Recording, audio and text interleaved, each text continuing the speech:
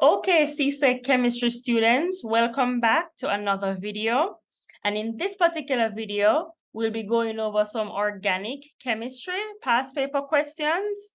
And we'll be starting from January 2023, and we're working our way back to January 2020. So we'll cover some pretty solid ground over the course of this video, okay?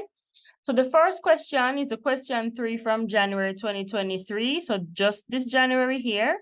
And so it's talking about cracking, right? It says cracking is a very important process in the petroleum industry.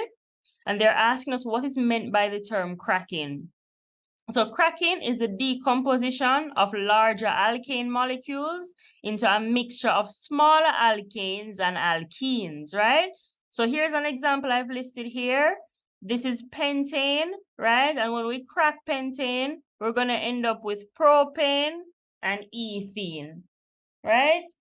So that's what we get when we crack a larger hydrocarbon, an alkane like pentene. We're going to get an alkane, a smaller alkane, and an alkene.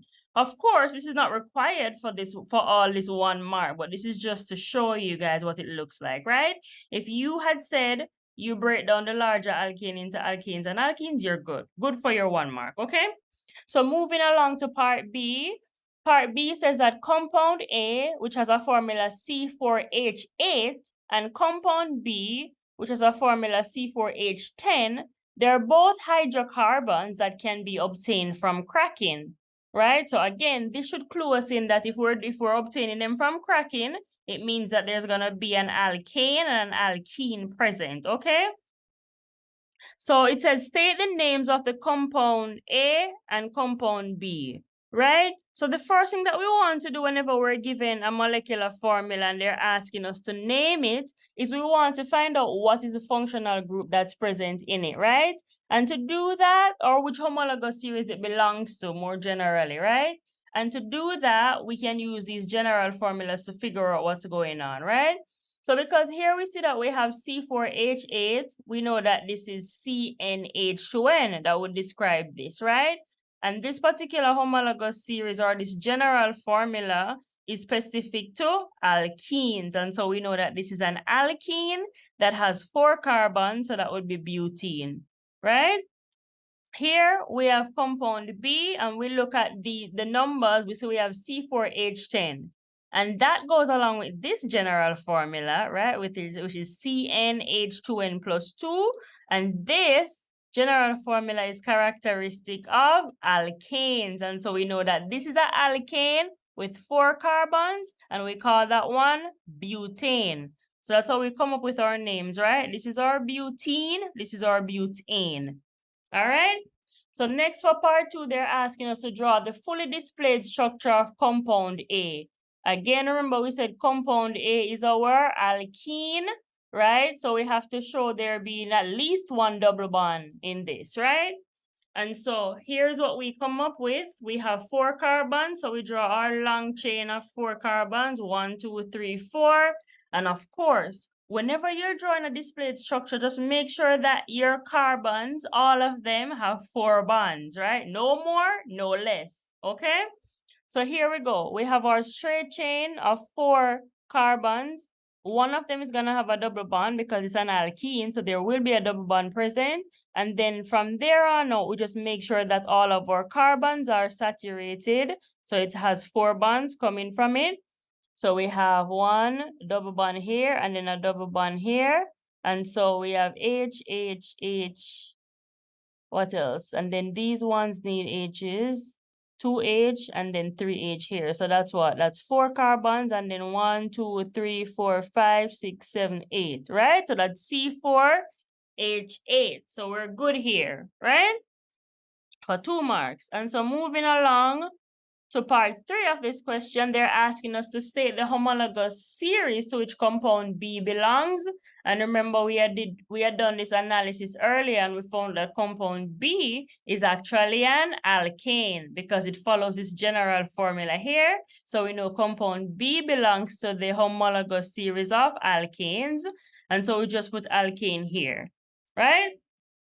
So then they're asking us to describe briefly one test that could be used to distinguish between compound A and compound B, and they want us to write the expected observations, right? So based on what we did earlier in this question, we knew that compound A was an alkene and compound B was an alkane, right? So what we're really doing is doing a test for unsaturation, right? We know that compound A is our alkene, and so we know that there is at least one double bond in it. And the way that we drew it, there was a double bond in it. So we know that this has a double bond in it. And we know that B, which is our alkane, will only have single bonds, okay? And so because we know this, we can add red, brown, or orange bromine water to compound A, and we're going to do this in the dark, and we're going to do the same thing for compound B. So we're going to add bromine water to A in a little test tube. We're going to take another test tube, and we're going to add the same bromine water, but now to compound B, and we're going to do this in a dark room, right? So it's important that the room is dark because we don't want any kind of substitution to take place with our alkane, because that can happen, right? So what we're doing is we're going to do this in a dark room, right? And when we put the bromine water in compound A in the dark room, what we're going to see is that the color changes from orange to colorless. So the bromine solution gets decolorized in the case of the alkene, which is compound A. And that's due to the presence of this double bond here, right? And then with the alkane, which is compound B, we're not going to see any color change because there will be no reaction, right? So we'll see no color change with compound B. All right? So moving right along, for part C, they say that compound B, which is C4H10, can exist as structural isomers, right? And they want us to define the term structural isomers. So a structural isomer, these are compounds with the same molecular formula. So this formula is the same for both these compounds that are structural isomers, but they have different structural formulae. So they have the same molecular formula, but when we draw them, we can draw them in different ways. And if we draw two pairs, if we have a pair, right, and they have a different structure, like the way that we draw it, we say that those are structural isomers, okay? But the molecular formula will be the same, meaning they have the same exact number of atoms. It's just that the way that we arrange those atoms is different, right? So moving down to part 2 of that question, they're saying in the space below, provided below, draw a fully displayed structure of 2 isomers of compound B.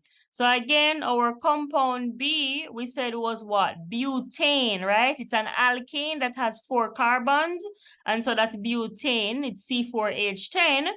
So we can draw, let me come down here to my second one first. We can draw the straight chain case where we just have 4 carbons in a straight line, right? And again, we just make sure that our carbons each have 4 bonds coming from them and none is a double bond because this is an alkane. So we draw our 4 carbons and then we just saturate them all with hydrogens, right? So we add hydrogens to them to make them all have 4 bonds coming from them. And so when we do that, we say that this is our C4H10, right? C4H10. So that's this one. This is one isomer of butane. We call this one N-butane, just a straight chain butane. And then up here, I'm showing a branching, some kind of branching, right? So I have this straight chain, that's just 3 carbons. And then I have a methyl group that I've added up here, right? So in all, I still have my 4 carbons, right? 1, 2, 3, 4. I still have my 4 carbons, but then there's one that's up here on the branch, right? So this one we would call 2-methyl propane because the methyl group is on our second carbon, right? If we're counting from here, 1, 2, 3. On our second carbon, we have a methyl group, and then the longest chain is of 3 carbons, so it will be 2-methyl propane.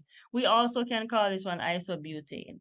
Okay, but the key takeaway here is that they both have the same molecular formula, but we drew them differently, right, in each case. So just keep that in mind. Whenever we talk about structural isomers, we're just going to draw them differently, but they have the same molecular formula, okay? All right, so let's move along to part D now. Part D says that compound A, which was our C4H8, that was our alkene, right? It burns in oxygen with a sooty flame. So what's happening here is a combustion, right?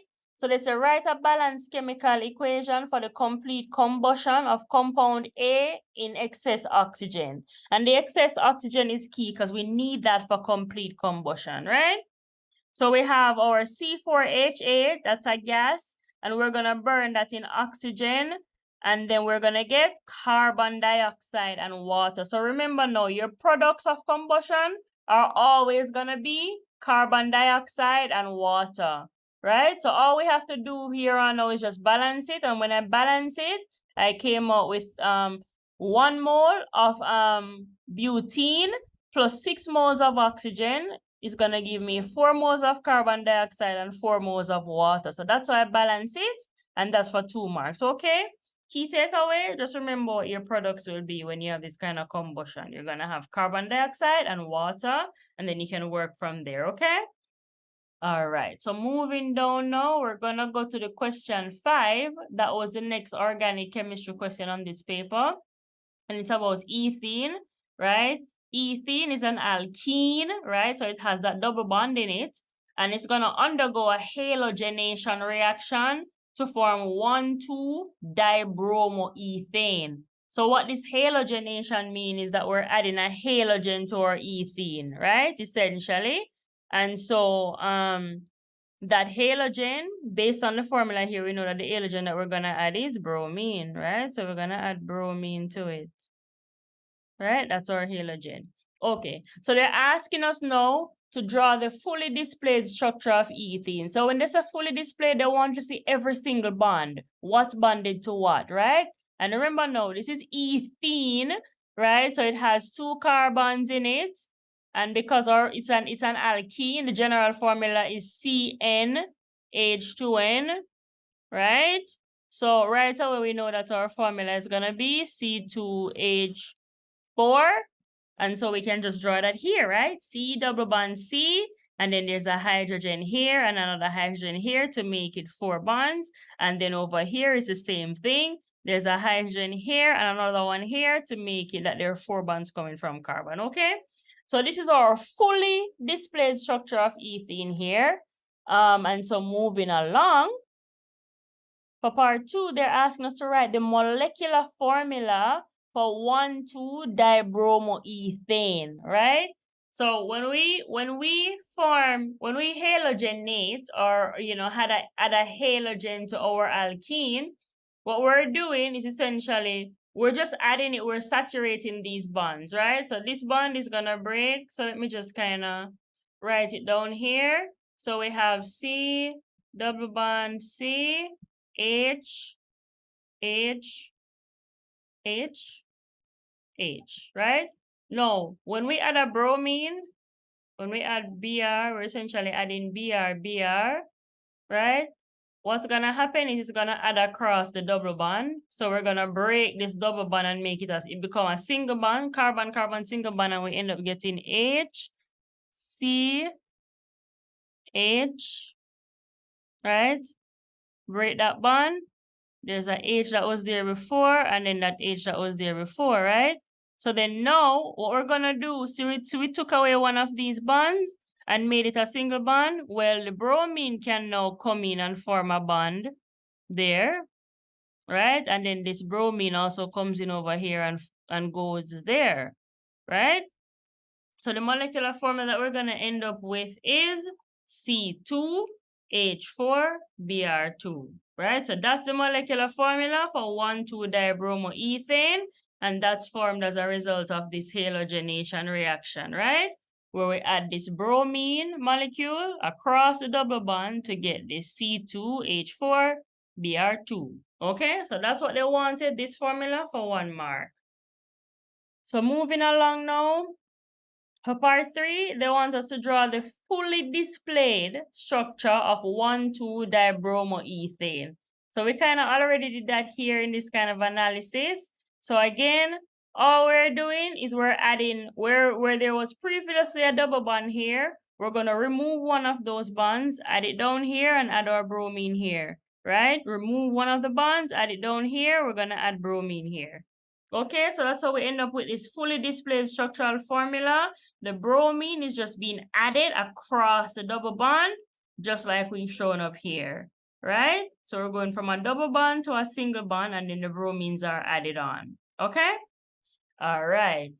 So now, state whether the halogenation of ethene is an addition or a substitution. So as we just showed, guys, it's an addition, right? We're adding it on to what was there before. So we just add a Br to this carbon here, and then we add a Br to this carbon here, and then this just becomes a single bond. So it's an addition, right? It's an addition reaction. We can also tell based on this molecular formula here, right? Because the ethene on its own was just C2H4, and then we've added in a Br2, right? So it's an addition reaction, not a substitution, right? So it's an addition, and then we get 1 mark for that. We're good. Okay? So moving on to this page now. For part B, they're saying dibromomethane can be obtained from methane, right? This reaction takes place in 2 steps, right? So now we are effectively halogenating our alkane, right? Methane is an alkane, and we're halogenating it to form dibromomethane. So we're adding Br to it, right? Effectively, that's what we're doing. We're adding Br2 to methane to give dibromomethane. So this is the balance equation to show each step, right? So for step 1, it's going to be a stepwise process. So in the first step, we have our methane and we have our bromine, right? Our bromine gas. We need UV light. This is a reaction that requires UV light when it's an alkane, right? Halogenation of alkanes require UV light. So we're going to have our methane, we have our bromine, and then we have UV light. And what's going to happen is there's going to be a stepwise substitution, right? So what's going to happen is the bromine, one of these bromine is going to take off one of these hydrogens, right?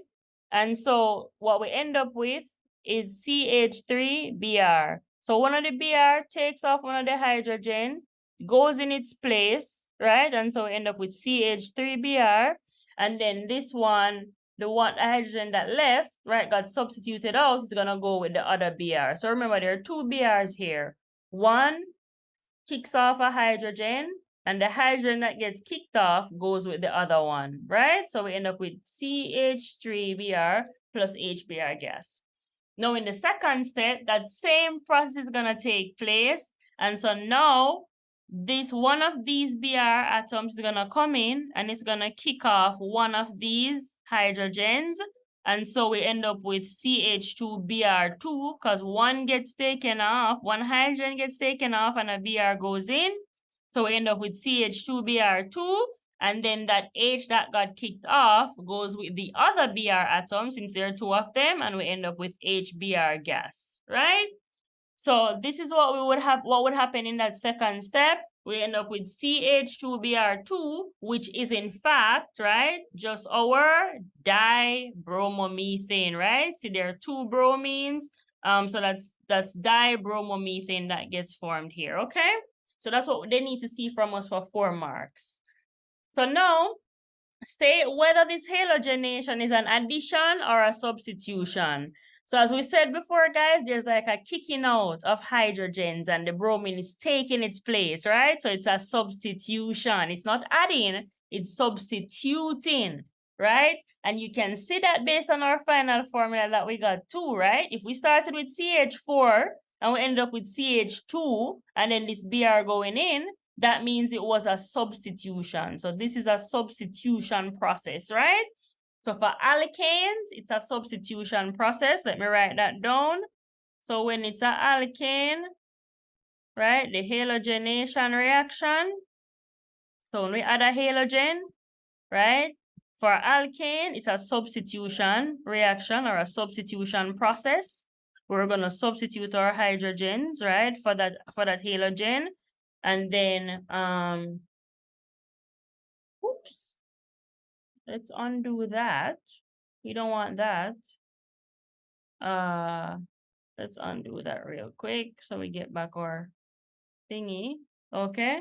Yeah, so let's continue along. So I said when it's an alkane that's undergoing halogenation, it's a substitution. We're kicking out a hydrogen and putting in a halogen as we did here, right? And then when it's an alkene now, right? So that one with the double bond, we're just gonna add across that double bond. We're gonna add the halogen across the double bond, and so that one will be an addition, okay? So make sure you remember that distinction that for alkenes, halogenation is addition, and for alkanes, it's a substitution. Okay? Very important thing to remember. So moving on to part C, ethene and propene, right? So again, these are alkenes. So let's just write that down. These are alkenes, right? They are what we call typical monomers, which are used as starting materials for making polymers, right? So these are monomers, and we're going to make polymers from them. In forming polymers, ethene and propene, they undergo addition polymerization, which makes sense, guys, right? Remember we spoke about addition happening with alkenes. That's the predominant class of reactions that these alkenes undergo. It's addition, right? So they're going to undergo addition polymerization, these monomers, to form polymers, right? So they want us to define what a polymer is. And a polymer is just a macromolecule that's made up by linking together at least 50 smaller molecules called monomers, right? So if we link together 50 ethene monomers, we're going to get a polymer, a polyethene, right? A macromolecule, a large molecule that's made up of these ethene monomers. So we have 50 of these ethene monomers, put them together, we get a polymer. We have 50 of these propene monomers, and we put them together by addition, just add them to one another, we're going to end up getting polypropene, right? So that's what a polymer is. So let's define the term addition polymerization. So addition polymerization really refers to the process by which these monomers, aka or alkenes, right? They're containing a double bond, and they can combine to form only the polymer and no other products. So they're not going to give us any side products or anything. It's just going to be the polymer that we're going to get, okay? So just keep that in mind. When we do addition polymerization, we bring the monomers together that have a double bond or alkenes, and we're going to get only the polymer, no side products, okay? All of that, good for 1 mark, okay? All right, so then now for part 3, it says state one use of each of the following polymers. So we have our polyvinyl chloride, which is the same as PVC. That's a common name that we see all around us, right? PVC, polyvinyl chloride, is a polymer, and we know that those are used in our water pipes, right? Those wide plastic pipes that we have around our home, that's a PVC water pipe. They're using pipe fittings. They're using electrical cable insulation, right? So those are all uses. Any one of these would suffice for this question. And then Teflon now, right? Our pans, our non-stick pans are Teflon. They're made of Teflon, right? So that's actually a polymer material that's made from, it's polytetrafluoroethene. That's actually what it is. That's what we would say is PTFE, polytetrafluoroethene, right? So it's made up of from an alkene monomer, right? And we just string those together. We add those alkene monomers together, and we get Teflon, and it's used in our non-stick pans that we use in cooking, okay? So that's all that was needed here. And that brings us to the end of all the organic chemistry questions that were on the January 2023 paper, okay? So now we're going to switch gears, and we're going to go to June 2022, right? So that's on our screen now. We're going into the organic chemistry questions from the June 2022 exam, right? So this is the first one here. It says figure 3 shows compound A and compound B, which are from different homologous series, right? So different family that they're coming from. So here's compound A. Compound A has these 4 carbons, right? 4 carbons. And in that, this is a carboxylic group, right? Alkanoic acid functional group. And then this is compound B, which has 4 carbons as well, right? 1, 2, 3, 4 carbons. But we see that there's a double bond in this one, and so we know that this is a alkene. That's the family, that's the homologous series for this one. Alkene, because we see this carbon double bond as a functional group, right? So the first question is asking us to state the homologous series to which compound A belongs. And as we said, from we see this COOH, we know that this is a carboxylic acid or an alkanoic acid. That's another name for it, right? We say this, we get 1 mark, okay? Part 2, they're asking us to state the functional group of A. As we said, this is our functional group, so the group that's responsible for all the chemical reactions, this one, and this is a COOH group, COOH, right? And that's our carboxylic acid functional group, so we write down here that the functional group is a COOH. Good for 1 mark, okay? Moving down again now to, it says state the name of compound A. So this is compound A. Compound A, as we said, has 4 carbons, and it's a carboxylic acid. So if it has 4 carbons, that's what? Bute, right? So we'd say it's butanoic acid, right? So that's how we came up with the name. We just count the number of carbons, 1, 2, 3, 4, and we know it's a carboxylic acid or an alkanoic acid. So we just know that it's gonna be butanoic acid, and that's our name, okay? All right. Moving on to part 4.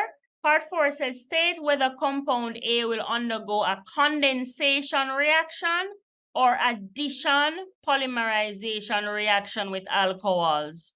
Okay? So the way that we know what will happen now, so compound A, let's look at compound A, right? Let's look at compound A. Compound A is this one, that's our carboxylic acid, right? Now, if we have a carboxylic acid, then what's gonna happen when that reacts with alcohol? It's gonna be a condensation, right? We're gonna form an ester and water, right? So let me just write that in parentheses here. Forms ester, right? And water is the side molecule that comes off, and we would know that from our knowledge of esters, right? So it's gonna undergo a condensation because we know that we form an ester and water. So there's a side product here that gets formed, right? Side product. Now you might remember that we said for addition polymerization, we don't get any side products, right? And addition polymerization is specific to alkenes, right? And this is not an alkene, this is an alcohol. This is a alkanoic acid. So it's not gonna, it doesn't have any carbon-carbon double bonds like this one. So it's not gonna undergo addition polymerization. It's gonna go condensation, and we're gonna form our ester and water as our side product, right? So we know it's a condensation reaction. Then for part B, I'd say state the homologous series to which compound B belongs. Again, we said we see that there's a carbon-carbon double bond, and so we know right away that it's an alkene. So we write alkene here. Belongs to the homologous series or the family of compounds that are known as alkenes, right? We said that, we get our 1 mark, we're good to go, right? So they say write the functional group of compound B. We said it's an alkene, so of course we said it's that carbon-carbon double bond that we know that it would have as a functional group, right? The group that does all the reacting, right? So then they want us to state the name of compound B. So let's look at compound B again. There are 1, 2, 3, 4 carbons, right? So this is our carbon 1, carbon 2, carbon 3, carbon 4. So it's gonna be a butene of some sort, right? But because the double bond is on the first carbon, so let me number the carbon so we see.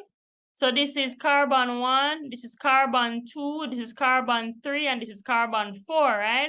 So because our double bond is on the first carbon, we're gonna call this one bute because it has 4 carbons, and then 1 because the double bond is on the first carbon, and then ene, right? So 4 carbons gave us bute, and then the 1 is coming from the fact that the double bond is on the first carbon, so we say bute 1-ene, right? So that's the name of our compound. It's bute 1-ene. We write bute 1-ene. We get our 1 mark. We are good, right? Going down to part C now. Part C says figure 4 shows compound C, which has structural isomers. So here's that term again, structural isomers, right? So here's our compound C. We see that there are 1, 2, 3, 4, 5 carbons in it. There are no double bonds, only carbons and hydrogens. Carbon-carbon single bonds and hydrogens. So we know that this is a alkane. It's an alkane with 5 carbons. So in fact, it's pentane, right? It's an alkane with 5 carbons, so we know it's pentane. All right, so coming down here now, they're asking us to define the term structural isomers. Remember we said structural isomers are compounds which have the same molecular formula. So they have the exact same number of atoms in them, right? But they have different structural formulae, and so we call them structural isomers. So they have the exact same number of atoms, right? But the way that we draw them or we connect them to each other is going to be different. So we have a different structural formulae, and so we call those structural isomers. And so that's 2 marks. We are on our way, right? So moving along now, we're moving down to part 2, where they're asking us to draw that fully displayed structure of 2 structural isomers of compound C. Now, remember what we said compound C was. Let's look at compound C again, right? There are 5 carbons in it, and there are how many hydrogens, guys? If we have 5 carbons and it's an alkane, that means that we have 12 hydrogens, right? That's that CnH2n plus 2 general formula that we use. So we know that there are 12 hydrogens here. So when we come down here now, and we're drawing 2 structural isomers, right? We're going to draw 2 compounds that have the exact same number of atoms, but the arrangement of the atoms are different, right? So in the one case, what I've drawn here, I've drawn my straight chain being made up of 4 carbons. So 1, 2, 3, 4 carbons. And then I have a methyl group hanging off of the second carbon, right? So my longest chain has 4 carbons, and then I have a methyl group hanging off of this one. So in the end, I still have my C5H12, right? 1, 2, 3, 4, 5 carbons in all, and then 3, and then 3 again, so that's 6, and then 9, and then 12. So that's still C5H12, right? That's still my molecular formula, so that's good. And then here now, I'm going to make my longest chain have 3 carbons, and then I'm going to put a methyl group here, and another methyl group here. So that way, so this is my 1, and this is my 2, and this is my 3 carbon. So I have a methyl group off here and a methyl group off here. It's literally just a different arrangement of atoms, but the formula is still the same, right? 1, 2, 3, 4, 5 carbons, so that's C5. And then of course I have 3 hydrogens here, 3 here, so that's 6, and then 9, and then 3 down here, so that's 12, right? So you see they have the exact same formula, guys, the exact same molecular formula, but we just structured them differently. We just did our bonding a little bit differently, right? And so these are what we mean by when we say we have structural isomers, the exact same formula, but their structure, the way that we draw them is different, okay? So moving down to part 3 now. Part 3 says write the names of the 2 structural isomers that you have drawn in part C, part 2, right? So here's what we are drawn up here, guys. I have already numbered the carbon, so that's nice for us. To make it easier for us to do our naming, right? So let's look at this first one and see what name we come up with, right? So we have 1, 2, 3, 4 carbons in our longest chain. So right away, we know that we have a bute at the end, a butane at the end, right? Because it's 4 carbons for our longest chain, so that would be a butane, and we know it's an alkane, so it would be butane for the last part of the name, right? Now, the other part of the name is going to come from where we put our methyl group, and our methyl group is on the second carbon, so we would say it's 2-methyl butane, right? So on my second carbon, I have a methyl group, and my longest chain is 4 carbons, so it's 2-methylbutane, right? So that's this one here, right? So let's look at this one now. Our longest chain has 3 carbons in it. It's 1, 2, 3, right? On the second, so 1, 2, 3, so that's what? Propane, right? That's the last part of the name. The last part of the name is gonna be propane because there are 3 carbons in our longest straight chain portion, right? And on this second carbon now is where I have my branch groups, my methyl groups. So I have one up here and another one down here. So my methyl groups are both on my second carbon. So what I'm gonna say is it's 2, right? And there are 2 methyl groups now, so we're gonna say dimethyl because there are 2 methyl groups, so that's 2, 2, 2, 2 dimethyl propane. And we said 2, 2 twice because there's 1 methyl here and another one here. They're both on the second carbon, so we say 2, 2 dimethyl propane because there are 2 of them, right? And of course, our longest chain is 3, so that's where the propane came from. All right, so we're good with our naming. So that's what I've written down here. This is 2-methylbutane, and this is 2,2-dimethylpropane. Okay, so we're good for all 15 marks here, right? So we're moving along, and we're going to the other question on this June 2022 paper. This is question 5, an organic chemistry question. It asks us to state 4 general characteristics of a homologous series. So again, the homologous series is just a family to which a compound belongs, right? So the homologous series, all the members that are in a homologous series are all gonna have the same general formula, right? The members also all have the same functional group, right? The members are all gonna have the similar chemical properties, so they're gonna undergo the same kinds of reactions, and that's because they all have the same functional group. Remember, the functional group is what really controls what kind of reactions these things are gonna go and undergo, right? So if they have the same functional group, they're gonna have similar chemical properties, and also the members of a homologous series are gonna show a gradual change in physical properties as the number of carbon atoms in the compound increase, right? So if we go from C1 and we're going down all the way to C11, C20 in some cases, right? The more carbons you have, there's gonna be a gradual change in the physical properties of that compound. So like boiling point, melting point, like all those things are gonna change gradually as you add more carbons, okay? So that's what we mean by the fourth point, okay?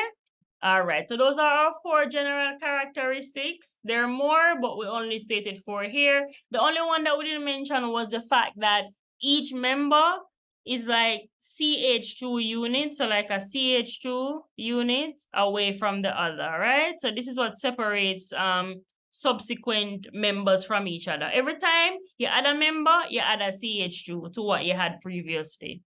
Okay? All right.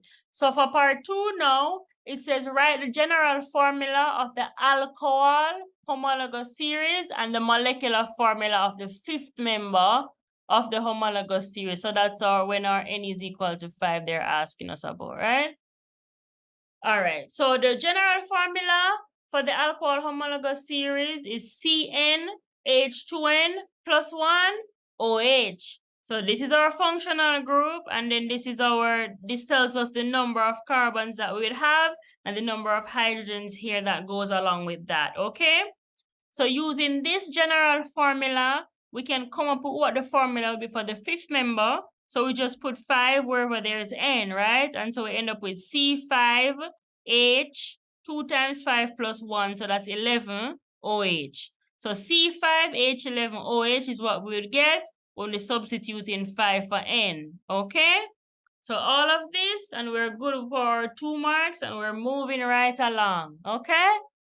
All right, so question B now, part B now, says figure 6 shows the fully displayed structure of compound D, right? Circle any 2, so that kind of means that there are more, right? Circle any 2 functional groups shown on this structure. So any 2 we can just circle. So let's look at our structure or our compound D. So we're looking at it right here on the far left. We see that this is an alkanoic acid or carboxylic acid group, right? That's COOH group. So we see that and we're like, okay, that's a carboxylic acid functional group. Then we look here and we see our carbon double bond or carbon-carbon double bond. So we know that that's going to be an alkene. So we can circle that one. We could have also circled this one, which is an ester functional group or ester linkage, right? So this could be our third one. But they asked for 2, so any of these 3 would suffice, okay? So just look at the group that's a functional group, and you'll be good to go here with figuring this one out. So that's for 2 marks, right? And we're on our way. Now let's go to part C. Part C says that experiments were carried out on 2 hydrocarbon gas samples, E and F, to determine which gas is ethane, right? So this is an alkane. So which one is ethane, which is an alkane, and which one is ethene, which is an alkene? So we're trying to distinguish between those 2, right? We're trying to figure out which is which. So the experiment that the students did, or whoever was doing this, was they had each hydrocarbon and they bubble it through bromine water, right? So you can imagine you have a hydrocarbon here, this is E, and you have another one F, and you're gonna take it and bubble it through bromine water, right? And you do that for this one too. You take it and you bubble it through bromine water, right? So then the observation for E was that E decolorized bromine, right? So the orange color for bromine water went to colorless. So the bromine water lost its color, right, in that case. And in the case of F, there was no reaction. So there's no color change that you would have seen. Nothing happened in the case of F, right? And so let's see. They're asking us to state the difference between alkanes and alkenes, right? So on a fundamental level, how are they different? Well, they're different in that alkenes are unsaturated hydrocarbons. So that means that they have at least one carbon-carbon double bond, while alkanes are saturated hydrocarbons. That means that they only have carbon-carbon single bonds. There's no double bond in alkanes, whereas there are double bonds in alkenes. And all of that, we're good with that for 1 mark, okay? Just capture the fact that one is unsaturated and one is saturated, and we're good. All right? So now for part 2, they're asking us using the observations in table 4. So these are observations here. Using these observations, identify hydrocarbon E and F, right? Now, hydrocarbon E, there was a reaction with the bromine water, right? Such that there was a color change of the bromine water from orange to colorless, right? And so because there was a reaction, only when there's like unsaturation or when there's a carbon-carbon double bond will we see this color change. And so right away, we know that E is the ethene, is the alkene, right? So that's ethene. So that one's gonna be ethene, right? E is gonna be ethene, and then with F, there was no reaction whatsoever. When we have saturated hydrocarbons, guys, like alkanes are, they cannot react with bromine water. There will be no reaction there, no color change seen. And so if that happens, then we know that we have an alkane, which is a carbon-carbon single bond, right? And so we know that F is our ethane, right? Because it did not react with the bromine water. And because this one reacted, we know it's our ethene for E, okay? So we identify them properly, correctly, using that observation, and we get our 2 marks, and we're on our way. So for part 3, state the conditions under which an alkane would react with bromine, right? What condition would it react with it? They would only react, guys, they can only react with halogen, like bromine, if there's like sunlight present or UV light. Otherwise, if we're in a dark room and we add bromine to the alkane, nothing is gonna happen. However, if there is sunlight or UV light, then we will see some kind of a reaction. and it will be a substitution reaction that would take place, right? So remember now, only when there's sunlight or UV can alkanes react with bromine, right? All right, so that's 1 mark. We're good. All you have to do is say sunlight, UV light, you're good for your 1 mark. All right, moving down to part 5 now. Part 4, rather. Part 4 of this question. It's asking us to write a balanced chemical equation. And of course, we have to include our state symbols, right? For the burning of ethene gas in air. So really and truly what this is, guys, is a combustion reaction, right? And we know that whenever we have a combustion reaction, we're going to have our ethene reacting with that oxygen, right? If it's excess oxygen, we're going to get complete combustion, and we're going to end up getting carbon dioxide and water, right? So to balance it, we generally put the number of carbons that we have in front of the carbon dioxide. So we have 2 carbons in ethene. We put that 2 in front of the carbon dioxide for that balancing. And then over here, we would have had, that would have made us have 4 oxygens here, and then 2 here from the balancing of the hydrogen, right? And so in all, we have 4 oxygens over here, and then 2 makes 6. So we put a 3 in front of this one to give us 6 over here, right? So again, for the reaction is a combustion reaction that takes place when ethene gas is in air. So we're going to go from ethene gas to carbon dioxide and liquid water. So if we write this formula, we get our products correct, we show our state symbols correctly, and we balance it correctly, we get our 3 marks, and we are good to go. All right? So that brings us to all of the organic chemistry questions that were on the June 2022 exam. And so now we're going to move on to the January 2021 exam, right? So here we are, we're at the January 2021 CSEC physics exam, and we are doing the organic chemistry questions that came that year, right? So here's our first question, question 3 on that paper from January 2021, right? So this is talking about 2-methylbutane and pentane, and that they're structural isomers with molecular formula C5H12, right? So again, define the term structural isomerism. This one seems to come a lot, guys. They're always asking this one. Every chance there's an exam, they ask this question, okay? So make sure you get this one down.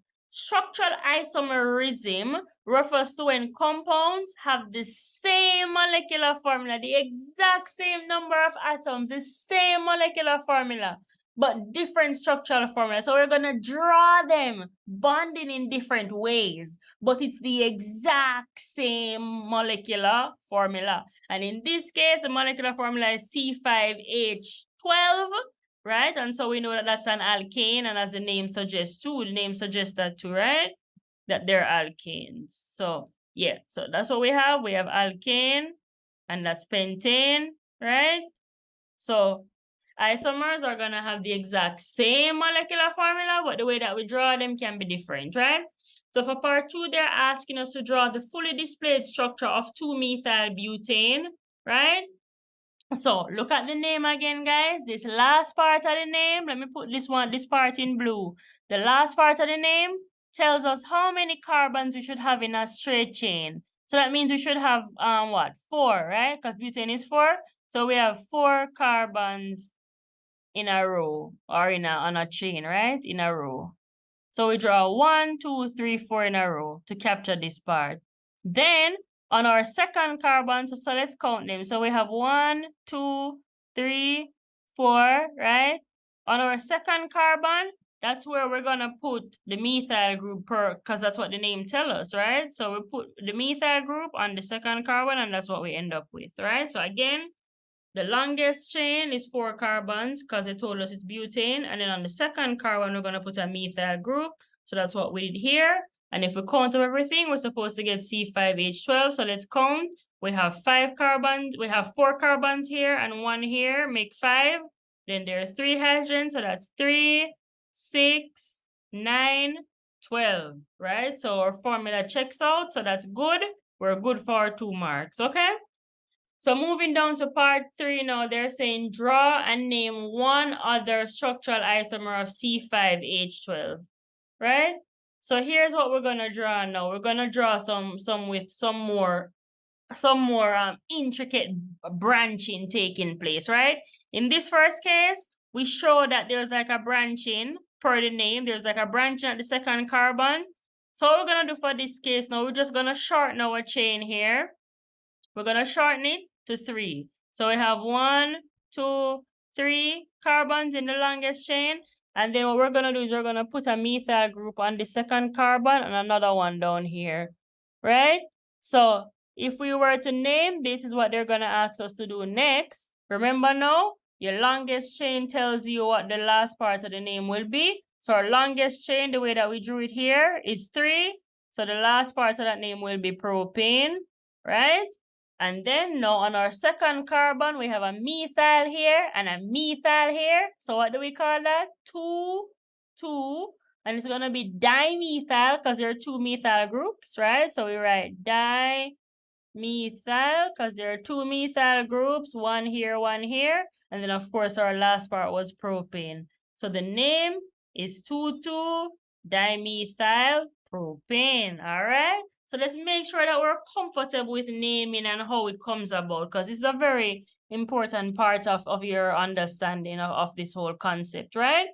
So 2,2-dimethyl propane is what we get. 3 marks, we're good, right?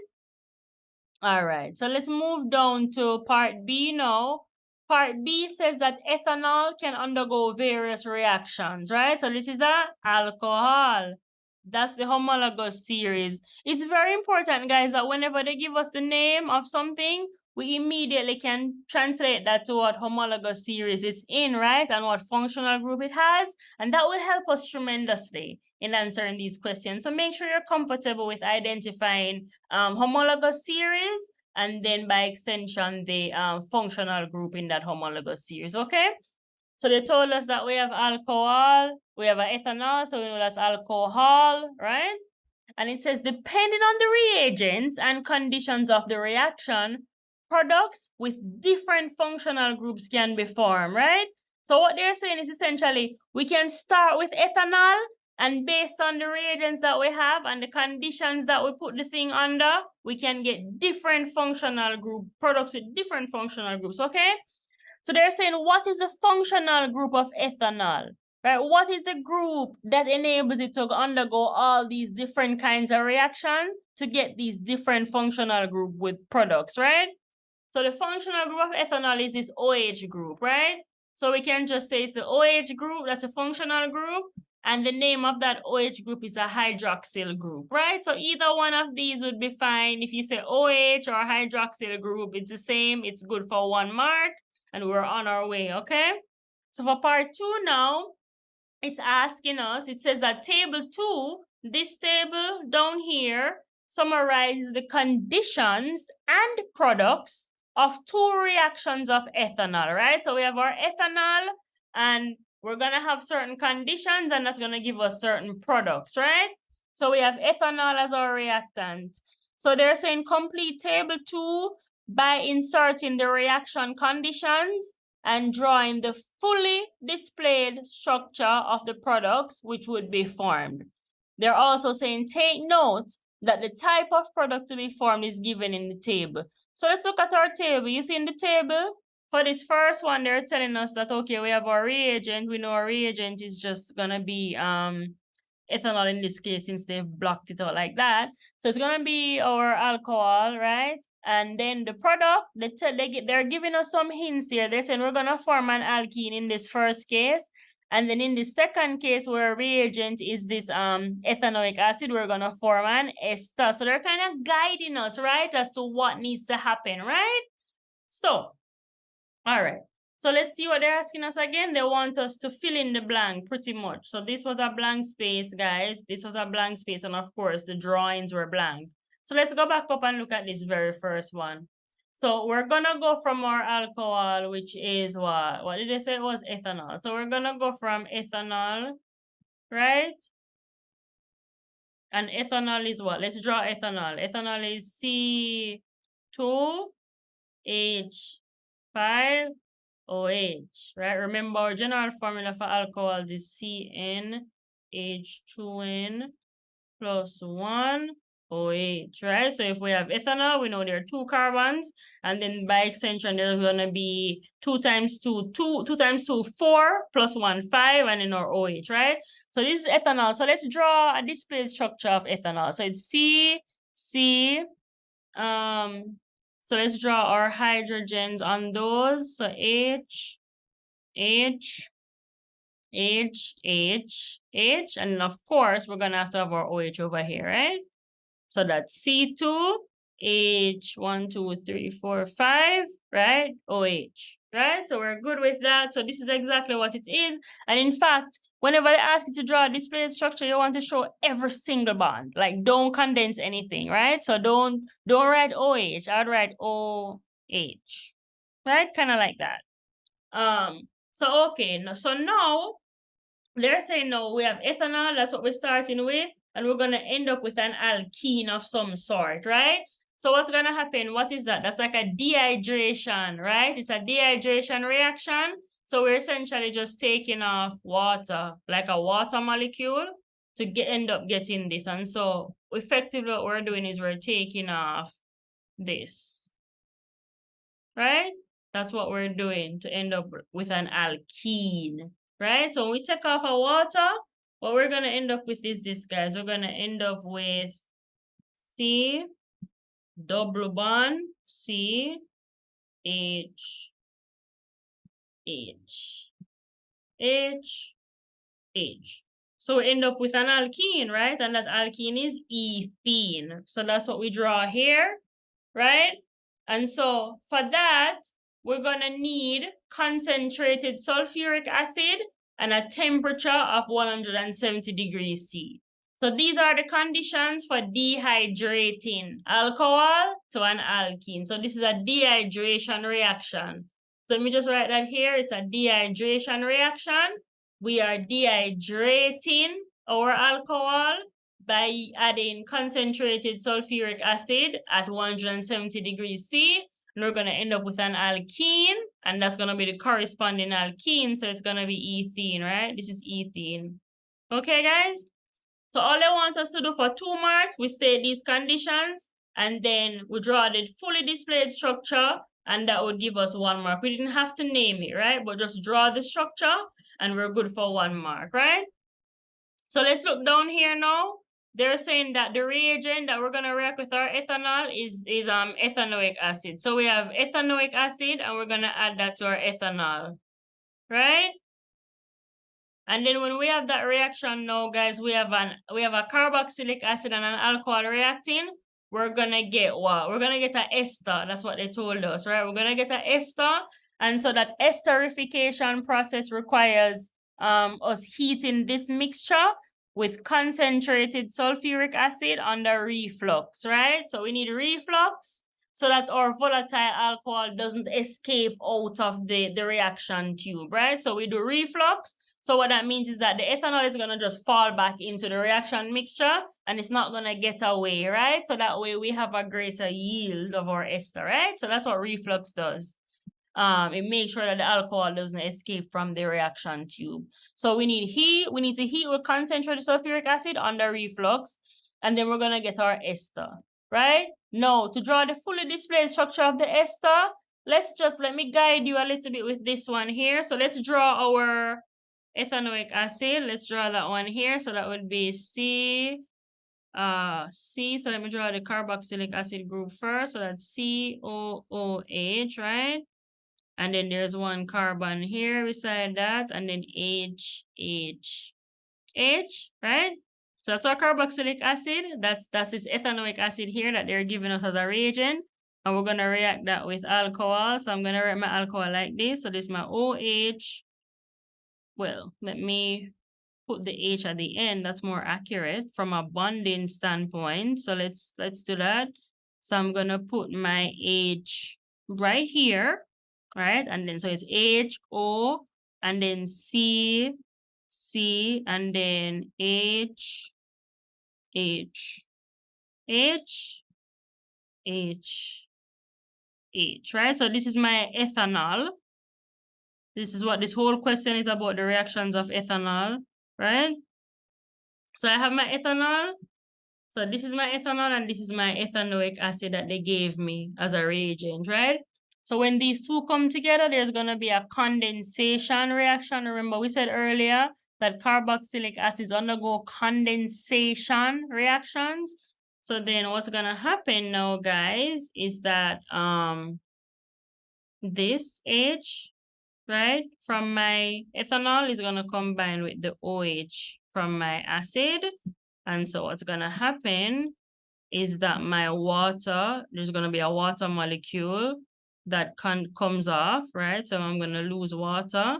And what's going to happen then is that this section that remains, right? So this, let me just put it in a different color, right? So this part of the molecule from the acid is going to get connected to this part from the alcohol. And so when you come up here, you see that that's exactly what I drew here, right? So follow me here. This, right? This is CH3 and then C double bond O. See it here? CH3 and then C double bond O. And then the O now here from the alcohol is here. And then the rest of it, CHH, CHH, and then H, right? So that's how we came up with the structure, the fully displayed structural formula of our ester. So again, it's a condensation reaction that occurs between our carboxylic acid, which is ethanoic acid, and our ethanol, where we have this water molecule condensing off, and then these two parts come together to give us this structure, right, of our ester.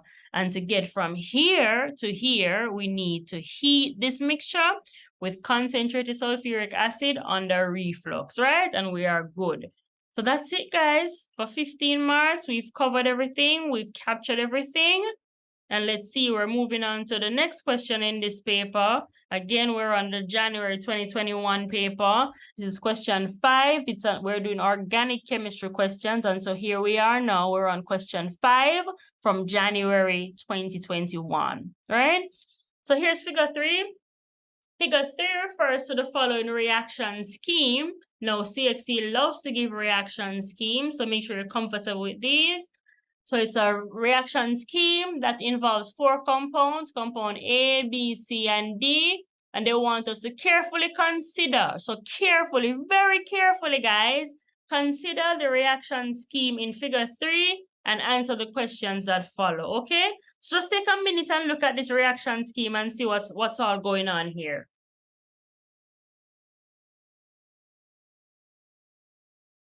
Right? So we have to start in the middle, right? Let's bring our focus to the middle. We're looking at the middle here. This is what we're starting with, right? This is our master compound. This is what we're starting with. We are starting with compound A, which looks to be an alkene of some sort because we see a double bond here, right? So let's just write that right away, that this is an alkene because we see that double bond, right? So we see that C double bond C, and so we know we have an alkene that we're starting with. And we're going to go up to compound B, which doesn't have any double bonds anymore. So that looks to be an alkane, right? So this is how I want you guys to just break down the figure right away. Whenever you see these reaction scheme questions, you look at the figure, you just kind of break down by functional group what each compound is, right? So this is our alkene that we're starting with. We see that C double bond O. We know we're going to get an alkane because we see that there's just C single bond C, right? Only single bonds here. And then come back down here now. We're going to go from our alkene to this one. This is step 2. And we see that there are bromo compounds on it. And they're only, we're going from here and there are only single bonds now. So we know that this is the bromo alkane, right? So there was some kind of a halogenation because we added a halogen there, right? So that was a little halogenation going on there. And then down here now, we see that from our alkene, we got carbon dioxide and water, right? So we know that there must have been some kind of a combustion, right? To have gotten us there, right? And then over here now, we see that we have a polymer of some sort, right? So we started with this alkene as a monomer, and we just added it to itself. We just continued to add it to itself till we got this really long chain polymer. So this is a polymer, right? And remember, we said that these alkenes undergo addition reaction, and in this particular case, it's addition polymerization. So let's just jot that down here, right, for completeness. So this is an additional polymerization that's taking place here. All right? So we have our figure all figured out, no pun intended. We have our figure all figured out. So let's go down further. For this part A, they're asking us to identify the types of reactions numbered 1, 2, 3, 4. Right? 1, 2, 3, 4. They want us to identify the types of reactions. Now let's go back up to our figure and see what we came up with. We said that reaction 1 was a what? Well, we didn't say the type, but we said that we're going from an alkene to an alkane. And you see that down here we have what? 1, 2, 3 hydrogens. And then up here we have 1, 2, 3, 4, 5 hydrogens. So we call this a hydrogenation, right? So essentially what we're doing is we're adding hydrogens across the double bond. And so we call it a hydrogenation reaction. And so that's what this is, right? We're adding hydrogens across the carbon-carbon double bond to become fully saturated. And so we see that we add some hydrogens up here compared to down here. So that's hydrogenation, right? All right, so then we look at reaction 2 now, which is us going from this alkene to a bromoalkane, right? So again, we're adding bromine across this double bond here to form this bromoalkane. And so we said this is a halogenation reaction in which we're adding bromine to be specific, right? All right, so this is a halogenation to go from step 1 to step 2, and then step 2 to go to compound C. It is a this is a halogenation, and step 1 was hydrogenation. And in reaction 3, we said what was happening here? It was a combustion, right? We're burning up our ethene and we're making carbon dioxide gas and water. So this is a combustion for reaction 3. For reaction 4, we said we are adding this alkene molecule to itself over and over and over again. So that's an addition polymerization to form this polymer compound here, right? So 4 is addition polymerization. All right? So 4 marks, we have that in the bag, we're good, right? Moving down now, we're moving down to part B. Part B says we're supposed to identify suitable reagents and reaction conditions which could be used for each of the following conversions, right? So we have a conversion, we're going from compound A to compound B via reaction 1. So let's go back up and look at our scheme. We're going from A to B, right? And that is reaction 1. We said it's a hydrogenation, right? No. For a hydrogenation reaction, we need to have, what do we need? We need to have nickel.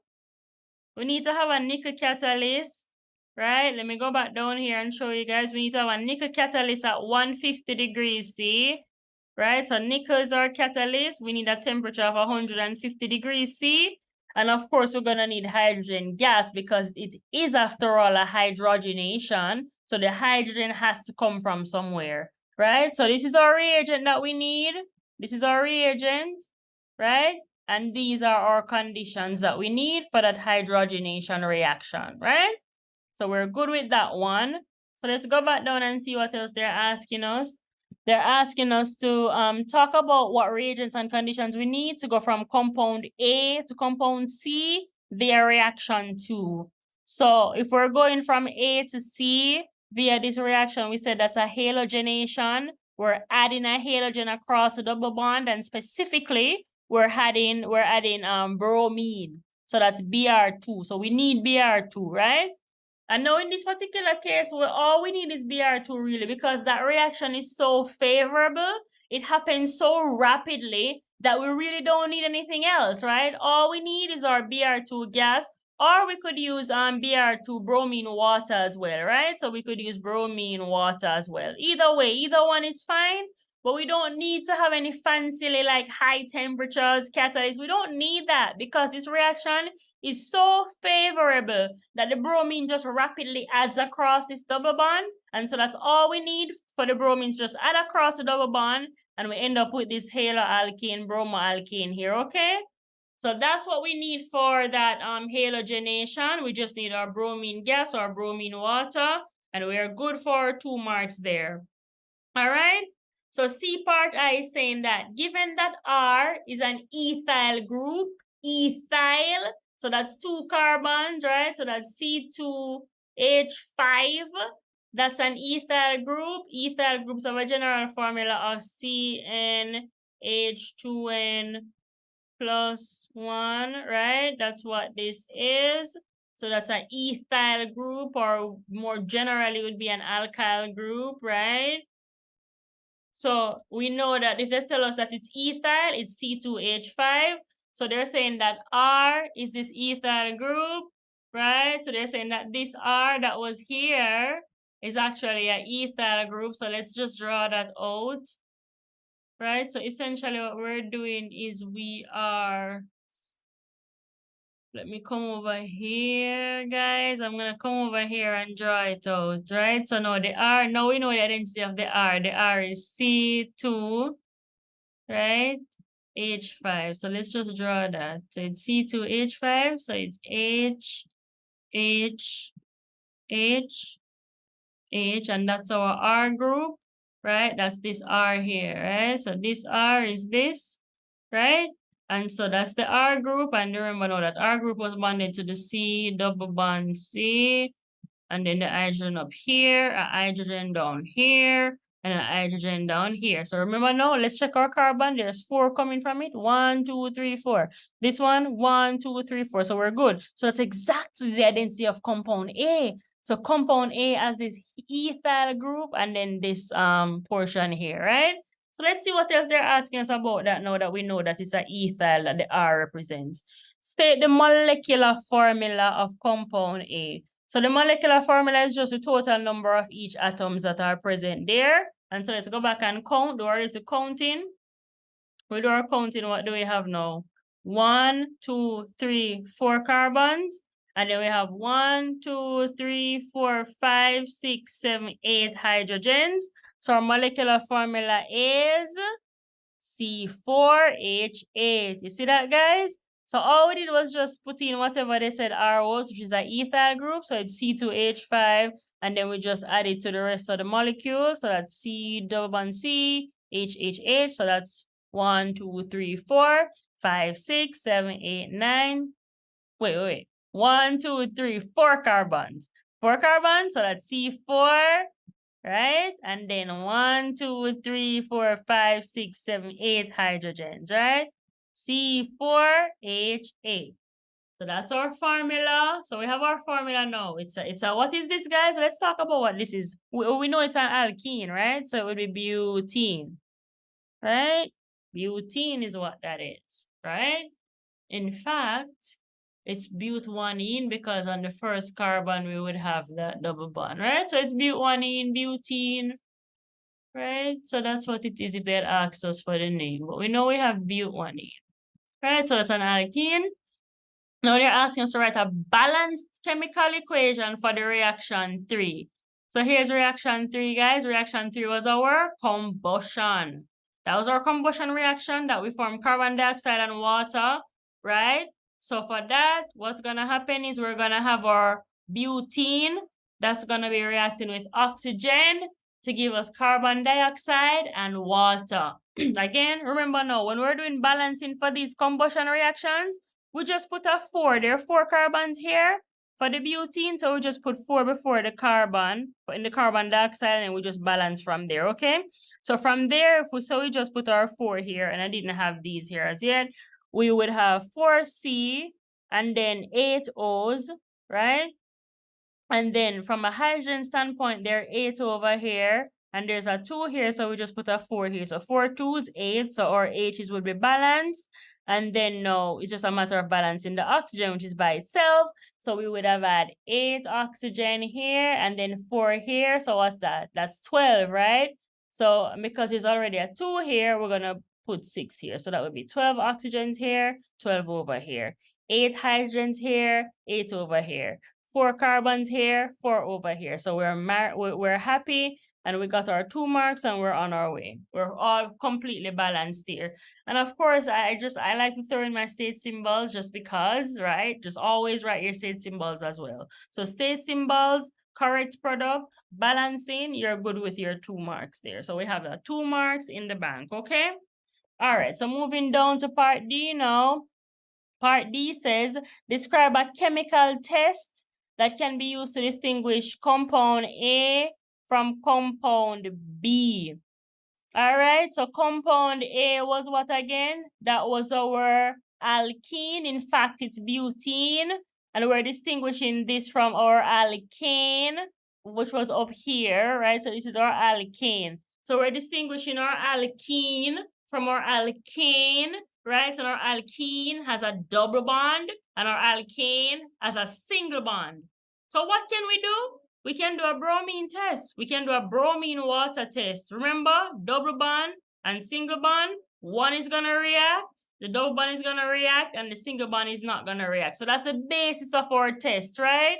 So we're going to do a test. We're going to add a solution of bromine water to both compound A, and compound A was what? Compound A was our alkene, right? And compound B was our alkane. So we're gonna add bromine water, a solution of bromine water to both of them, right? So I have a test tube with my compound A, and I have a test tube with my compound B, and I'm gonna add bromine water to each of them.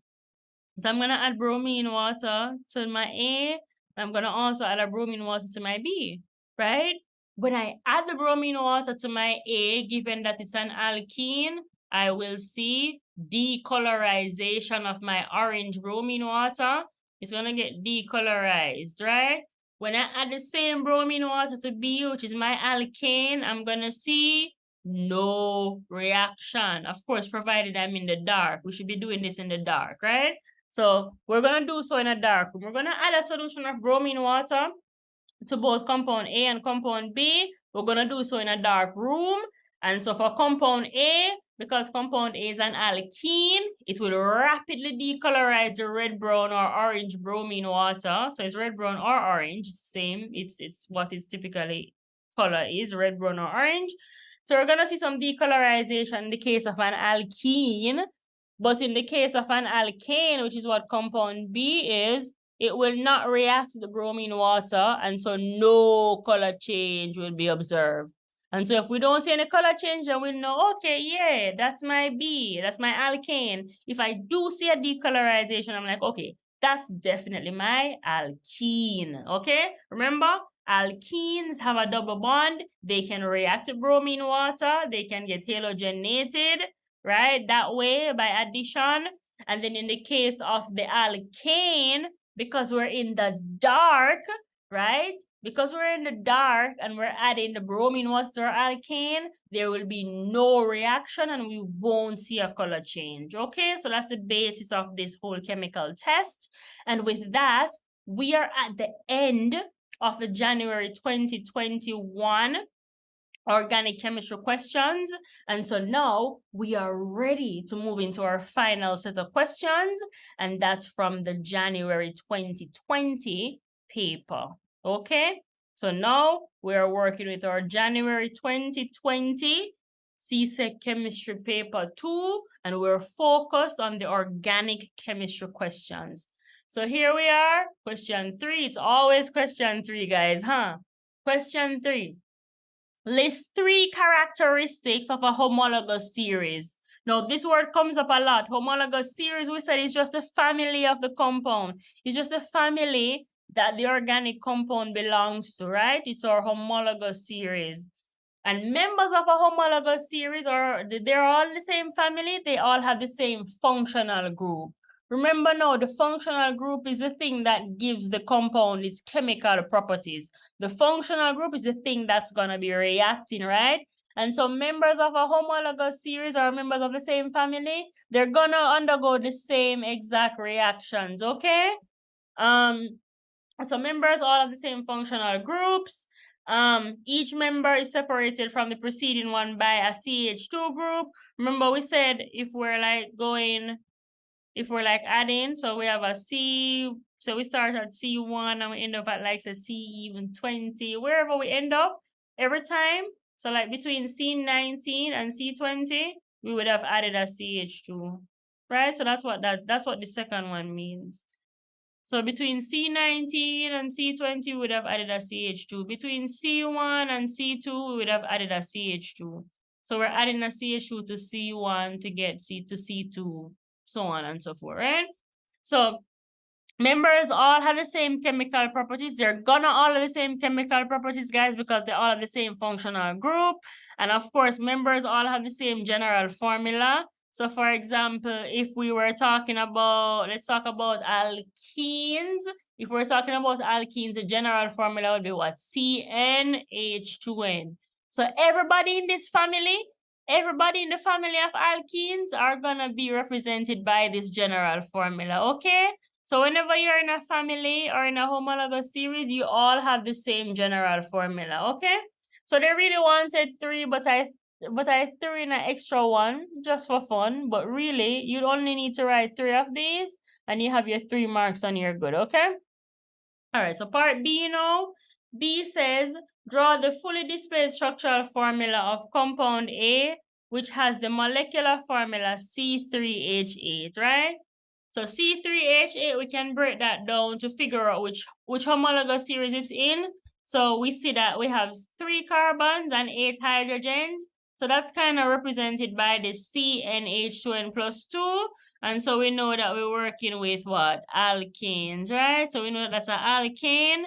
And specifically, we know it's an alkane that has 3 carbons. So that's a propane, okay?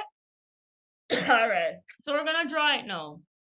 So we have 3 carbons. So we're going to draw 1, 2, 3. There are no double bonds, guys, because it's an alkane. So we show all of them being carbon-carbon single bonds. So we have 3 carbons. There are carbon-carbon single bonds. And then we're supposed to have 8 hydrogens, right? So we have 1, 2, 3, 4, 5, 6, 7, 8. And remember now, we just have to make sure that every carbon has 4 bonds coming from it. And we would just fill out our hydrogens that way, right? But the key thing here is that we have 3 carbon-carbon-carbon single bonds, right? So that's what we have. And then we fill it out with the hydrogens and we see that we end up with C3H8, okay? All right, so that's compound A is what they're calling this. This is compound A, this is propane, and this is the fully displayed structural formula of propane. All right, so we're moving down now to part 2 of that same question. They're asking us to state the homologous series or the family to which compound A belongs. Compound A belongs to what? Alkane. That's what we had said earlier. We see these carbon-carbon single bonds, and we see this general formula that describes that family. It's a family or the homologous series of alkanes, right? So this is an alkane. We're good for 1 mark. We're on our way. Now they're asking us for part 3 to write the molecular formula for the compound, which has 5 carbons, right? So N equal 5, right, guys? So N is equal to 5 because there are 5 carbons, and they're also in the homologous series that we stated above, which was alkanes, right? So it's 5 carbons. It's in the alkane family, right? And the alkane family is a general formula of CnH2n plus 2. So if I have 5 carbons, I'm going to end up with what? C5H2 times 5, which is 10 plus 2. And I'm going to end up with what? C5H12, right? So see it here? The general formula is CnH2n plus 2. So I'm going to end up with C5H12. And that is, guys, 5 carbons in an alkane, that's pentane, okay? So really and truly for this 1 mark, all we need to show is just this, right? We don't need to be overachievers and name it and all these things. I'm just doing it for the purpose of revision here, right? But really in the exam, all you have to do is write C5H12 and you're good for your 1 marks, okay, guys? All right, so moving along now to part C. C part I says draw the fully, guys, they're always asking about the fully displayed structural formula, right? And they want it for compound B, which has the formula C3H6. So that's different from what we had before, right? We still have our 3 carbons, but now we have fewer hydrogens. So let's see. Let's follow over here and see what formula describes that homologous series. It would be CnH2n, right? So we have 3 carbons and we have 6 hydrogens. So that's CnH2n. So that's 3 and then 2 times 3, right, guys? So that's how we get, that's where that C3H6 comes from, and we know that that formula describes our alkene. So we know that this is an alkene. So whatever we do, guys, when we're drawing the displayed structure, we have to know what the family is so we can know if we're supposed to have double bonds or not, right? And we know that based on the fact that it's an alkene, with this general formula, there needs to be a double bond in it, right? So let's go over here and draw it. There's supposed to be 3 carbons. So we're going to draw 3 carbons, and we're going to put a double bond between one of the 3, right? So we're going to put a double bond here. And then all we have to do is just make sure that every carbon has 4 bonds around it total. So we're going to put a hydrogen here, 1 here, 1 here, and then 1 here, 1 here, 1 here. So how many is that? 1, 2, 3, 4, 5, 6. And that's what this is. And then, of course, we have our 3 carbons. 1, 2, 3. So that is our alkene. And specifically, what would this be? This would be 1 propene, right? 1, 2, 3 carbons. And the double bond is on the first one. So it would be 1 propanene or 1 propene. Right? Let's just say propanene. I think that's more conventional. 1 propanene. Right? 3 carbons. 1, 2, 3.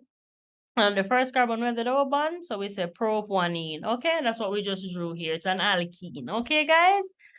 So they're saying which homologous series compound B belongs to? Yeah, we know it's an alkene, guys. It's an alkene because we know the general formula is CnH2n, and of course we just drew our double bonds. So we know it's an alkene. We're good. 1 mark in the bank. Right? Part 3. Part 3 says we're supposed to write the molecular formula for the compound which has 5 carbons, right? So N equal 5, and it's in the alkene homologous series. So the homologous series that we stated in C part 2 is alkene. So the formula is going to be what? CnH2n. So we're going to end up with C5H, 2 times 5. So that will be C5H10, right? And that's exactly what I wrote here, right? So all you need to write for your 1 mark is this formula here, this molecular formula. Of course, it would be nice if you wrote where it came from. So write the general formula and then plug in the 5, and I think you should be good, okay? So this is all you need for that 1 mark here. It's an alkene, and in this case, let's be overachievers again and name it. It will be pentene, right? Because there are 5 carbons. So that's pentene. And then what did we get? Up here we had a pentane for this one, right? So down here we have our pentene that's getting formed, okay? With 5 carbons, okay? All right, so moving on to part D. Part D says for each of the following homologous series, write the general formula, right? So the general formula for carboxylic acid, CnH2n plus 1, COOH. And for alcohol, it's CnH2n plus 1, OH, right?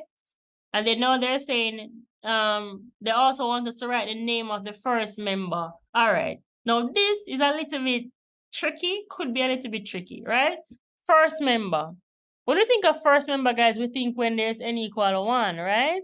But for carboxylic acids, which we said have this general formula, for carboxylic acids, if we were to plug in 1 up here, right, to find the first member, we would end up that the first member is actually, the first member would end up being, let's write that. So it would end up being, the first member for the carboxylic acid would end up being CH3COOH if we use N equal 1, right? But there's actually another one with N equals 0, right? So let's do that. Let's show you that. When N equals 0, we're gonna actually have H2 times 0 plus plus 1 and then COOH. So when n equals 0, we actually have a member, you know, guys. That member is what? That member is HCOOH. And we call that methanoic acid. So this is a little bit tricky. You have to know that for the acid, the first member is actually when n equals 0, and that's methanoic acid. Right? So I think that methanoic acid is the actual answer that they want here. But I think students might get tripped up and think it's n equal 1 that it starts, and so that's why I had written ethanoic acid here, but it's actually methanoic acid when the n is equal to 0. Do you guys see that? So if we go to one route, if we say n equal 1, which we would think, oh, that's the first member, n equal 1, we would get ethanoic acid. But actually, it starts at 0 for carboxylic acids, and it would be methanoic acid, right? All right. So for the alcohol now, using this formula, right, for n equal 1, there can't be n equal 0 in that case, because then it would be 0 carbons, and that can't be, right? So if we start at n equal 1 for the alcohol, that's where we should start. We'll have C1H 2 times 1 plus 1, so that would be CH3, right? So if we put 1 here, and we put 1 here, right, that would be CH3OH, and that's methanol, right? So that's just CH3OH. That's methanol, and that's the first member of the alcohol homologous series, right? So methanol and then methanoic acid. I think methanoic acid is what they're looking for here. But I don't know if you put the n equal 1, what they would do, but to be as accurate as possible, it's methanoic acid. It's when n is equal to 0, okay? All right, so there we go. I hope that all makes sense. 15 marks in the bank, and we are moving down to question 5 on the January 2023 CSEC Chemistry paper 2, right? January 2020 is where we're at, and compound C, so we're at question 5 now. It says that compound C is a sweet smelling. So from the tell us sweet smelling, we know it's a ester, right, guys? Esters are sweet smelling. So we have a sweet smelling compound, which is often used in flavorings and perfumes, right? So we know that this is an ester right away. We can't just write ester just to, you know, kind of clue ourselves in. All right, so let's look at compound C. Let's look at the structure that they gave us.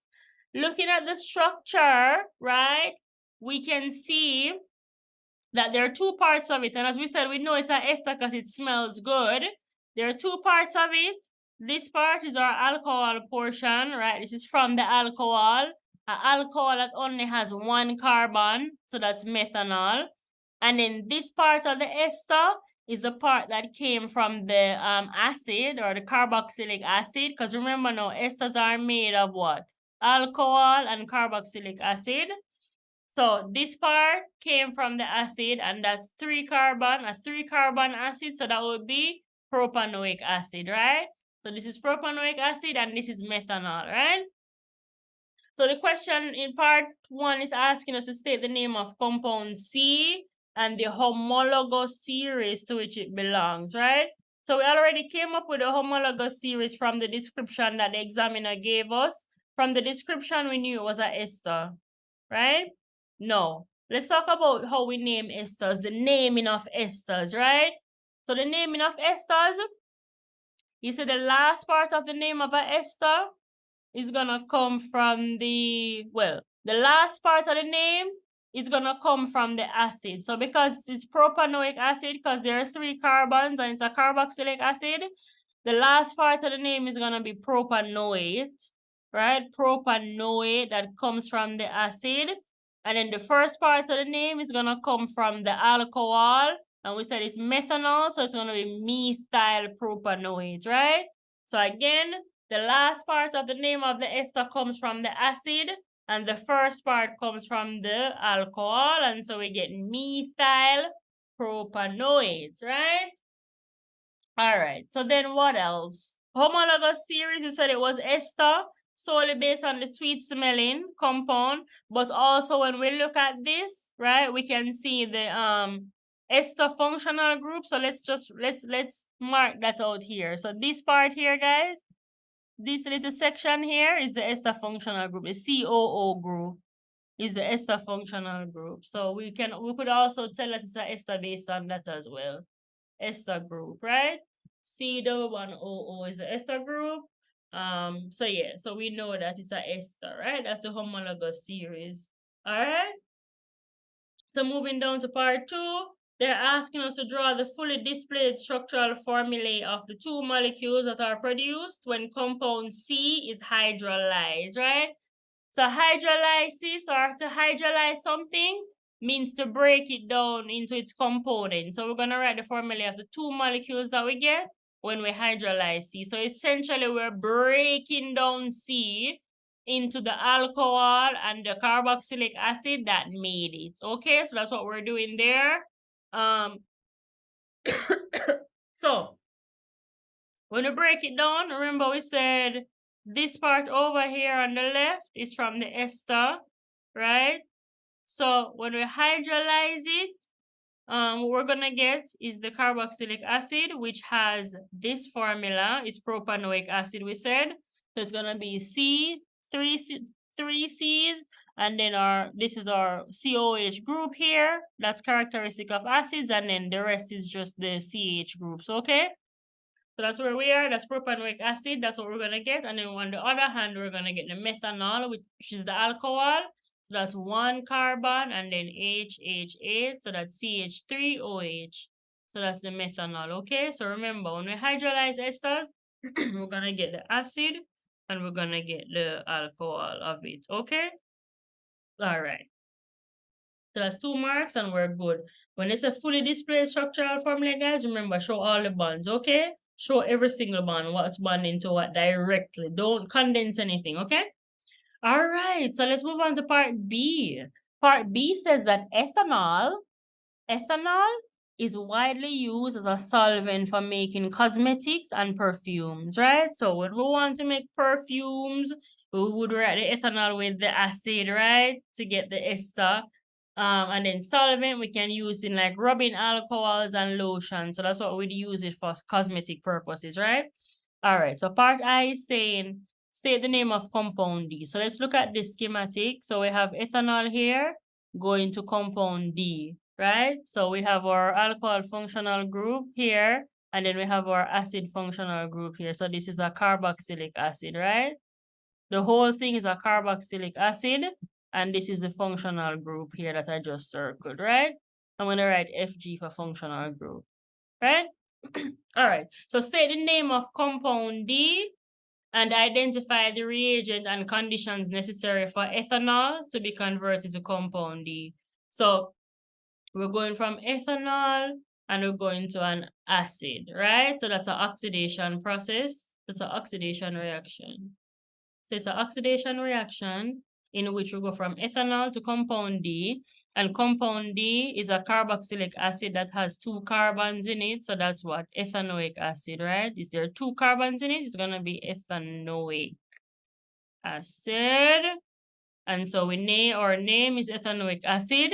And we're having an oxidation reaction to go from ethanol to the ethanoic acid. We're doing oxidation, right? And so for oxidation, we need to use an acidified potassium dichromate or potassium permanganate. So these are strong oxidizing agents, right? So let me just kind of write that over them.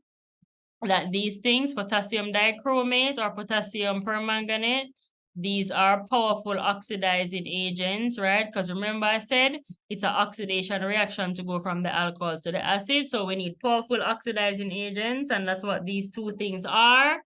And we need it to be acidified to make the reaction go faster, right? And so to acidify it, we use concentrated H2SO4, just some drops of it, just some drops of concentrated sulfuric acid with our oxidizing agent, and then we're going to heat that under reflux for our conditions, right? And remember, we said this whole heating under reflux thing is just something that we do. We use a condenser so that whenever the alcohol tries to escape from the reaction mixture, the reaction vessel, it condenses back down into the mixture so we can get a higher yield, right? That's what heating under reflux means. So let me just write that. Heat under reflux. The point of that is to prevent the volatile alcohol from escaping the reaction vessel, right? So it prevent the heat under reflux prevent the volatile alcohol, in this case is ethanol, from escaping. So we have to heat under reflux, okay guys? Otherwise we're not gonna get a lot of product, right? We want to get as much acid as we can when we do this reaction, and so we're gonna just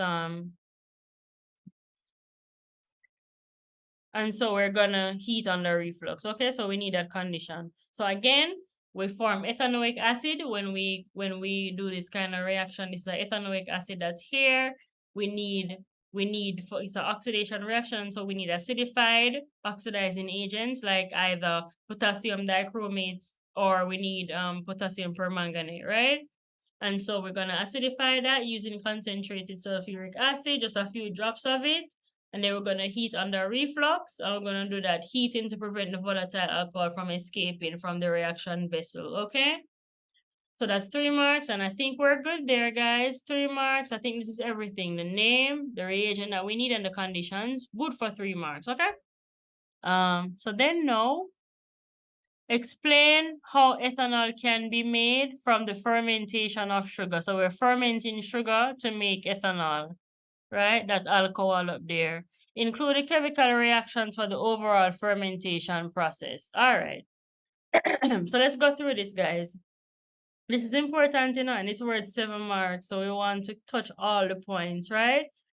First, we have to make sure that we cover everything that they said. They said we should have the chemical equation for the overall fermentation process. So that's the first thing I'd write down, really. So I don't forget that, and I make sure I get all the marks that are allotted to that, right?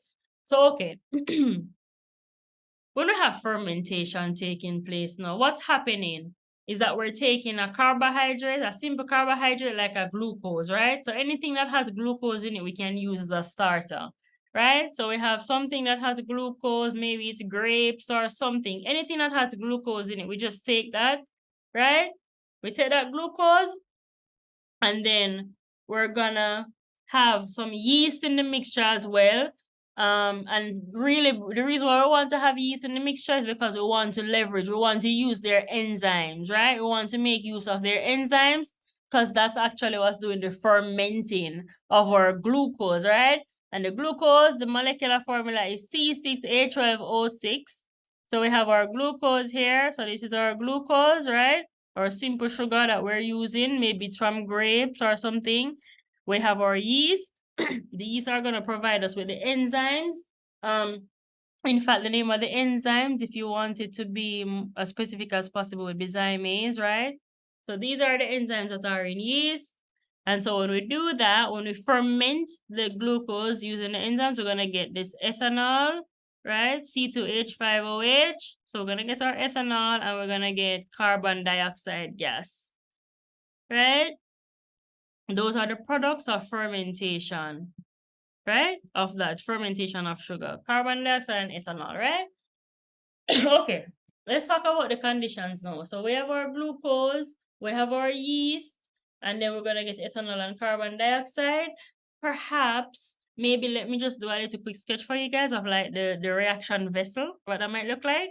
So I'm just gonna sketch that here real quick for you. So you have that too. So you have a picture of it in your head, right? So you have this big old bottle that you can use like a fermentation vessel or fermentation flask, right?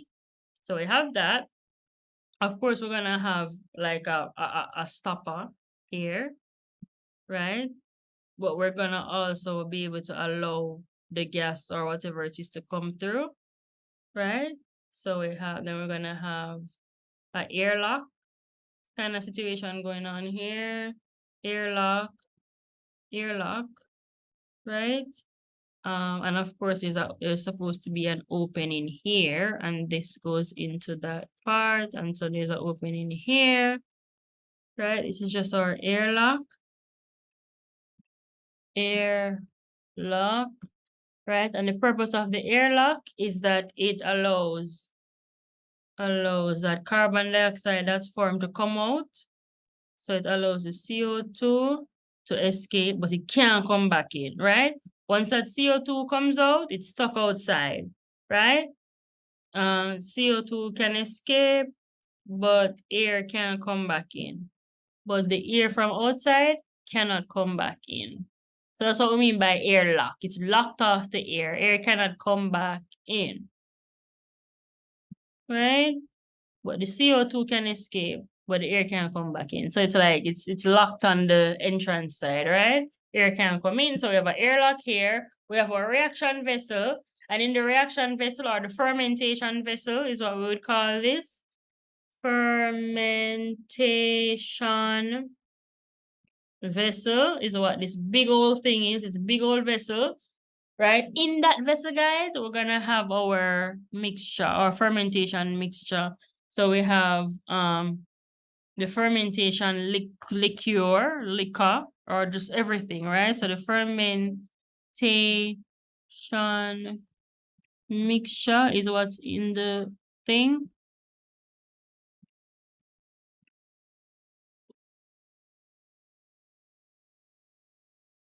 The fermentation mixture, of course, we said, what was in it, guys? We said we're gonna have our yeast in it because we want to use up the yeast. We want to take the enzymes from the yeast and use that. So we want yeast in it, and we want our simple sugar in it, so like our glucose, right? And so we might have some other plant material. So that's like our grapes and so on. So that would be in here. Plant material. What else is in there? We need water in there as well, right, guys? Please don't mind my writing. This is yeast, this is sugar, plant material, and we have water, and all of this is in the mixture, and it's just like there's gonna be some bubbling, right? Some bubbles form as well throughout the whole thing, right? So we have our carbohydrate, like such as glucose. We put the yeast in it. We have water in it, and we shake, shake, shake, shake, shake. But remember, we have our stopper here, and we are airlocked, so no air can come in, right? And so we just leave that vessel and let it ferment over time, right? But what the conditions that we need for that, we need temperatures to be between 15 degrees C and 35 degrees C, right? Those are the temperatures that we need because guess what? There are enzymes in there. And so we need to be around body temperature, right? So that around room temperature so that the enzymes don't die. Because remember, enzymes are proteins, we don't want to denature them in any way by going too high in temperature because it would just kill the enzymes and then we wouldn't get any ethanol, right? So we want the temperature to be between 15 and 35. We want there to be absence of oxygen because yeast is an anaerobic, right? It's an anaerobic organism. And so we want there to be no oxygen, and that's why we design it so that no air can come in, right? We want there to be an absence of oxygen so that the yeast can live and give us their enzymes so we can make our alcohol, right? So we're gonna make sure that oxygen is absent. We're gonna make sure that the reaction mixture is near pH value of 7, so that's a neutral pH. We want it to be neutral because, again, remember, our enzymes, we don't want them to be denatured, right? And they can be denatured if it's too alkaline or if it's too acidic. So we keep the pH value near 7, okay? So we need that, and we need water. So we have our water in our fermentation mixture here, as I've shown, right? We need water because the yeast need the water. The yeast is a living organism, just like us, and it needs water to stay alive, right? So we're going to give it water. So that's why we have the water in the mixture. The water is for the yeast to stay alive, okay?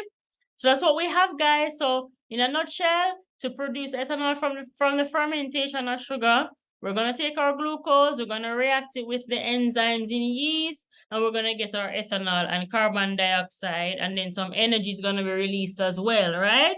We can do that in a fermentation vessel, provided that we maintain these conditions of temperature, right? Low temperature, body temperature, room temperature. We don't have any oxygen. We don't allow any oxygens in there, so we make it airlock.